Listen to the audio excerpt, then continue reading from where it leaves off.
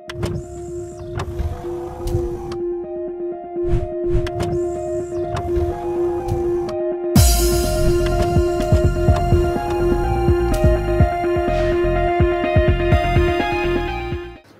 To ANR tutorials. లేటెస్ట్గా మనకి ఏఎల్పికి సంబంధించిన పోస్టులు అనేది పెరగడం జరిగింది. సో ఇంకా అప్పటి నుంచి మనకి ఏవో ఒక నోటీసులు అనేది ర్యాండమ్గా సర్క్యులేట్ అవుతూనే ఉన్నాయి. ఇది నాకు మన స్టూడెంట్స్ పంపించారు వాట్సాప్లో. ఇది కరెక్టా కాదా అంటే అఫీషియలా లేదా ఫేకా అని చెప్పేసి అడిగారు. సో ఈ వీడియోలో మీకు ఫస్ట్ ఏఎల్పికి సంబంధించిన పోస్టులు ఎందుకు పెరిగాయి అనేది తెలుసుకుంటే మిగతా పోస్టులు కూడా పెరుగుతాయా లేదా అనేది మీకు ఒక ఐడియా వస్తుంది. అదేవిధంగా రాబోయే నోటిఫికేషన్లో కూడా పోస్టుల సంఖ్య పెరిగే అవకాశం ఉందా లేదా అనేది మనకు ఒక ఐడియా వస్తుంది. ఫస్ట్ ఇక్కడ చూపించిన నోటిఫికేషన్, ఇక్కడ ఉన్న నోటిఫికేషన్ అనేది ఎవరో క్రియేట్ చేసి ర్యాండమ్గా మనకి సర్క్యులేట్ చేయడం జరిగింది. మీకు అఫీషియల్గా ఏదైనా సమాచారం కావాలి అనుకుంటే, అది నిజమా కాదో తెలుసుకోవాలనుకుంటే వెబ్సైట్లో ఖచ్చితంగా ఏదో ఒక జోన్కి సంబంధించిన వెబ్సైట్లో ప్రచురించడం జరుగుతుంది ముందుగానే నోటీస్ అనేది, లేదా ఎంప్లాయ్మెంట్ న్యూస్ పేపర్లో అయినా రావడం జరుగుతుంది. అలా కాకుండా డైరెక్ట్గా దీన్ని ఆల్రెడీ చూసినట్లయితే దీన్ని పాత ఏదో నోటీస్ని ఎడిట్ చేసి పెట్టినట్లు ఈజీగా అర్థమవుతుంది. సో కాబట్టి ఈ నోటీస్ అనేది కరెక్ట్ కాదు.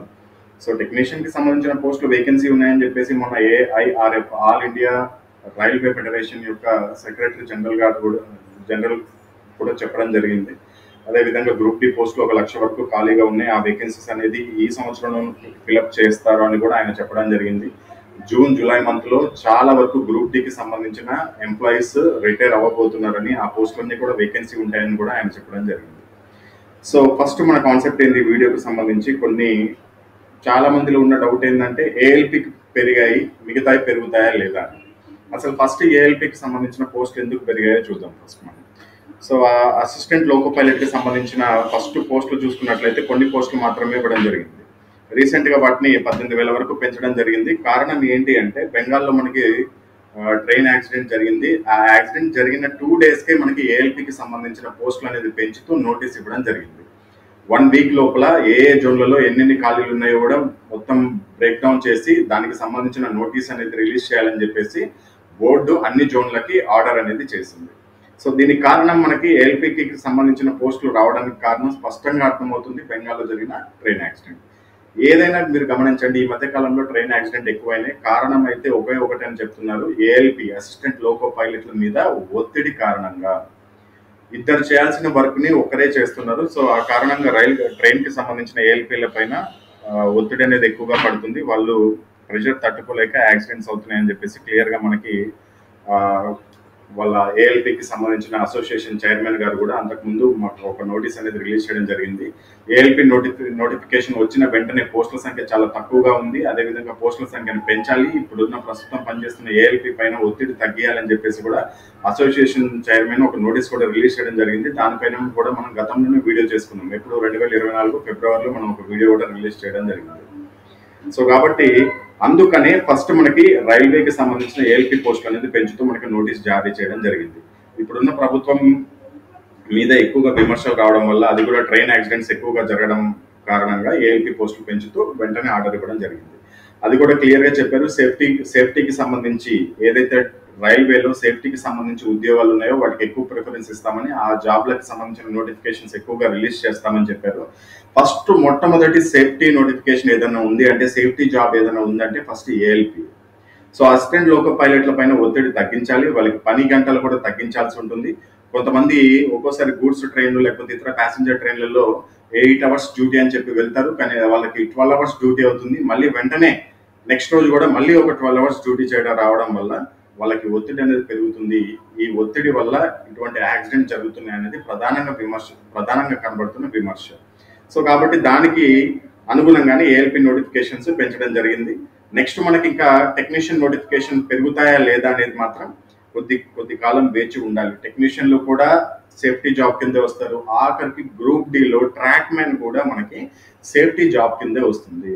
ఏదైనా ఒక పట్టాకి, ఒక ట్రాక్కి ఒక చిన్న ట్రాక్ వచ్చినా ఫస్ట్ గుర్తించాల్సిన బాధ్యత ఒక ట్రాక్ మ్యాన్కే ఉంటుంది. ఆ ట్రాక్ మ్యాన్ దానిని పై అధికారులకు చేరవేస్తారు. తర్వాత అధికారులు దానికి తగిన చర్యలు తీసుకుంటారు.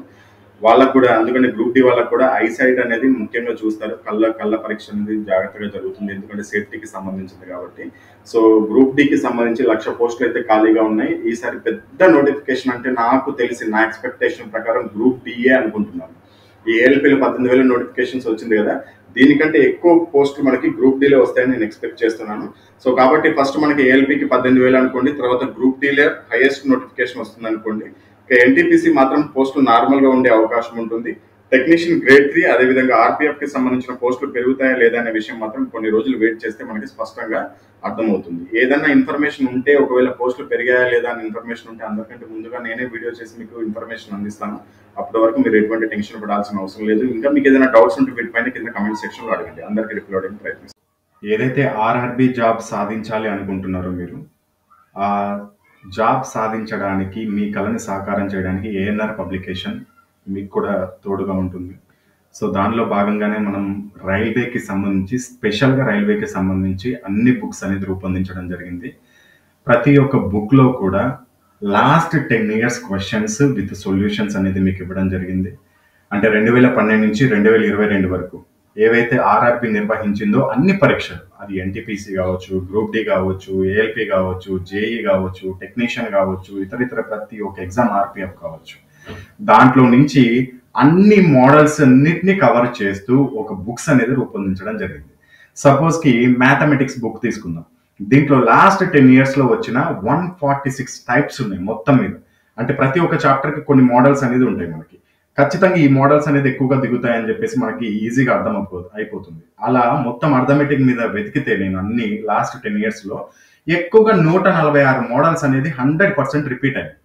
సో ఆ 146 మోడల్స్కి మళ్ళీ ఒక్కొక్క మోడల్కి 5-6 క్వశ్చన్స్ ఇవ్వడం జరిగింది.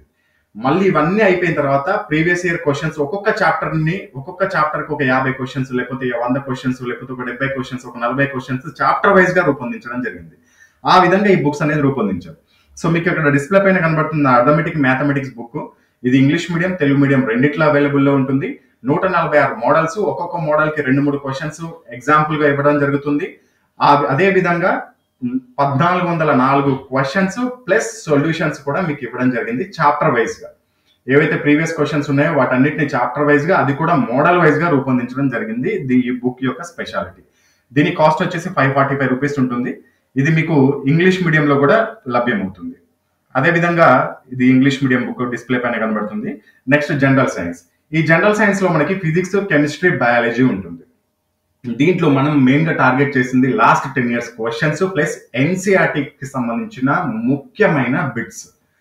లాస్ట్ 10 years క్వశ్చన్స్ రైల్వేలో నుంచి వచ్చినాయి, చాప్టర్ వైజ్గా తీసుకున్నాం. వాటిలో కొన్ని ఎన్సీఆర్టీ నుంచి కూడా కలపడం జరిగింది. ఇది కూడా same ALP, NTPC, group D, JE, RPF, technician ప్రతి ఒక్క దానికి పనికొస్తుంది. స్పెషల్గా దీంట్లో జనరల్ సైన్స్ ఈ బుక్ లో మీకు ఎక్కడ దొరకని విధంగా, ఎక్కడ అసలు అసంభవం ఇలాంటి క్వశ్చన్స్ దొరకడం అనే విధంగా టాప్ 86 మోడల్స్ ఫిజిక్స్ ప్రాబ్లమ్స్ ఇవ్వడం జరిగింది. ఫిజిక్స్ ప్రాబ్లమ్స్ కి ఫస్ట్ ఇండెక్స్ పేపర్ లో అదే ఉంటుంది. 86 మోడల్స్ ఉంటాయి. ఒక్కొక్క మోడల్ కి ఒక్కొక్క క్వశ్చన్ ఉంటుంది. మళ్ళీ ఆ మోడల్స్ అన్ని మీకు ప్రతి చాప్టర్ లో కూడా మళ్ళీ మీకు కవర్ అవుతాయి ప్రాక్టీస్ చేసుకోవడానికి. ఆ విధంగా మీకు ఇది రూపొందించడం జరిగింది. దీని కాస్ట్ వచ్చేసి 480 రూపీస్ ఉంటుంది. ఇది కూడా ఇంగ్లీష్ మీడియంలో లభ్యమవుతుంది. Next science and engineering. So ముఖ్యంగా ఏఎల్పిని టార్గెట్ చేస్తూ ఈ బుక్ రెడీ చేయడం జరిగింది. ఏఎల్పి, అదేవిధంగా టెక్నీషియన్ గ్రేడ్ 1 లో కూడా ఏఎల్పికి సంబంధించిన సిలబస్ అనేది ఉంది. సో ఈ ఇద్దరికి కామన్ గా ఉపయోగపడుతుంది. దీంట్లో థియరీ ఉంటుంది, అదేవిధంగా చాప్టర్ వైజ్ గా లాస్ట్ 10 years వచ్చిన క్వశ్చన్స్ కూడా దీంట్లో పొందుపరచడం జరిగింది. ఈ బుక్ యొక్క కాస్ట్ వచ్చేసి 550 రూపీస్ ఉంటుంది. ఇది కేవలం తెలుగు మీడియంలో మాత్రమే అవైలబుల్లో ఉంది. And next reasoning. దీంట్లో logical reasoning, verbal reasoning, non verbal reasoning ఉపయోగపడుతుంది. ఇది అన్ని రకాలుగా ఎగ్జామ్స్ కి ఉపయోగపడతాయి. అదే విధంగా నాన్ వర్బల్ రీజనింగ్ లో ఒక్కొక్క క్వశ్చన్ కి ఒక్కొక్క క్యూఆర్ కోడ్ ఇవ్వడం జరిగింది. జస్ట్ ఆ క్యూఆర్ కోడ్ ని మీరు ఏదో ఒక స్కానర్ తో స్కాన్ చేస్తే ఒక వీడియో వచ్చేస్తుంది. ఆ వీడియోలో మీకు ఎక్స్ప్లెనేషన్ కూడా ఉంటుంది. ఎవరైతే బేసిక్ ఉన్నారో, అసలు రీజనింగ్ నాకు రాదు అనుకున్న వాళ్ళకి కూడా ఈజీగా నాన్ వెర్బల్ రీజనింగ్ అనేది అర్థమైపోతుంది. అదేవిధంగా లాజికల్ రీజనింగ్ కి, వెర్బల్ రీజనింగ్ కి ఒక్కొక్క చాప్టర్ కి కొద్దిగా బేసిక్ ఎక్స్ప్లెనేషన్ కూడా వీడియో రూపంలో మీకు అందించడం జరిగింది. దీని యొక్క కాస్ట్ వచ్చేసి 510 రూపీస్ ఉంటుంది. ఇది కూడా last 10 years questions chapter wise గా, మోడల్ వైజ్ గా తీసుకొని రూపొందించడం జరిగింది. సో వీటి యొక్క cost mathematics English medium Telugu medium అవైలబుల్లో ఉంటుంది 545 రూపీస్, రీజనింగ్ తెలుగు మీడియంలో మాత్రమే ఉంది 510, సైన్స్ ఇంగ్లీష్ మీడియం తెలుగు మీడియంలో ఉంటుంది 480, సైన్స్ అండ్ ఇంజనీరింగ్ తెలుగు మీడియంలో మాత్రమే ఉంది 550 రూపీస్. అండ్ కాంబో ఆఫర్స్ ఉంటాయి, అంటే మీరు బల్క్ లో తీసుకుంటే maths, reasoning, science and engineering 4 books కలిపి తీసుకుంటే 1750కి వస్తాయి. డెలివరీ ఛార్జెస్ మొత్తం మేమే పెట్టుకుంటాం, ఫ్రీ ఉంటుంది. మీకు దాదాపు 4 బుక్స్ అంటే మీకు 3 కేజీల వరకు అవుతుంది. మీరు 3 కేజీలని పోస్టల్లో కానీ లేకపోతే డిటిడిసిలో కానీ మీరు ఎవరికైనా పోస్ట్ చేయాలంటే దాదాపు దానికి 200 నుంచి 250 రూపాయలు అవుతాయి, అది కూడా మేమే పెట్టుకుంటాం. మీకు మ్యాథ్స్, రీజనింగ్, సైన్స్ వచ్చేసి 3 కలిపి తీసుకుంటే 1385, ఇది కూడా ఫ్రీ డెలివరీ. మ్యాథ్స్, రీజనింగ్ తీసుకుంటే 955, అన్ని ఫ్రీ డెలివరీస్. మీకు సింగిల్ బుక్ తీసుకున్నా free delivery. Maths, science and engineering తీసుకుంటే 1300, ఇది కూడా free delivery. Science and engineering తీసుకోవాలనుకుంటే 999, maths, reasoning, science and engineering తీసుకుంటే 1505 రూపాయలు. దీంట్లో మీ ఇష్టం. మీరు వాట్సాప్ కి మీ అడ్రస్ తో పాటు ఈ బుక్స్ పేరు కూడా మెన్షన్ చేయాల్సి ఉంటుంది. బుక్ పేరు మెన్షన్ చేసేటప్పుడు మీ ఇష్టం, కొన్ని తెలుగు తీసుకోవచ్చు, కొన్ని ఇంగ్లీష్ తీసుకోవచ్చు, లేకపోతే అన్ని తెలుగు తీసుకోవచ్చు, అన్ని ఇంగ్లీష్ తీసుకోవచ్చు, మీ ఇష్టం. అండ్ ప్రతి ఒక్క సబ్జెక్ట్ కి 100 days టైం టేబుల్ కూడా మీకు ఆ పార్సల్లోనే పొందుపరచడం జరుగుతుంది. ఒకవేళ మీకు ఈ బుక్స్ కనుక తీసుకోవాలనుకుంటే డిస్ప్లే పైన కనబడుతున్న ఫోన్ పే లేకపోతే గూగుల్ పే, రెండు కూడా సేమ్ నెంబరే.